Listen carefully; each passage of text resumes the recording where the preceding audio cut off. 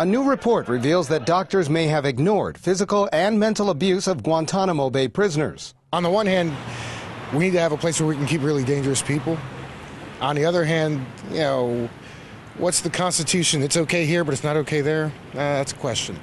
The report released by the Public Library of Science Medicine also alleges that detainees' medical records were used against them. For example, one inmate with a history of back problems had to sit in uncomfortable positions for long periods of time.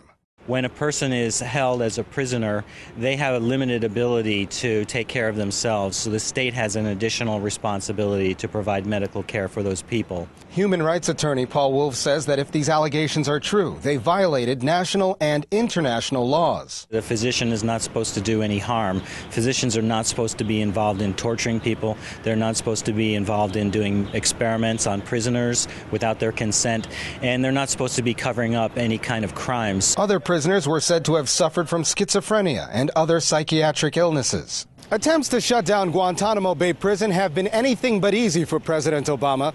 In cooperation with the U.S. Justice Department, the president said he wanted to shut down the Cuba-based prison since the beginning of his presidency. But fierce opposition from conservatives have turned his efforts into a failure. Some detainees were sent back to Afghanistan after being too sick to cooperate with investigators. I think it should be closed in a reasonable manner as soon as possible. And why do you think that, sir?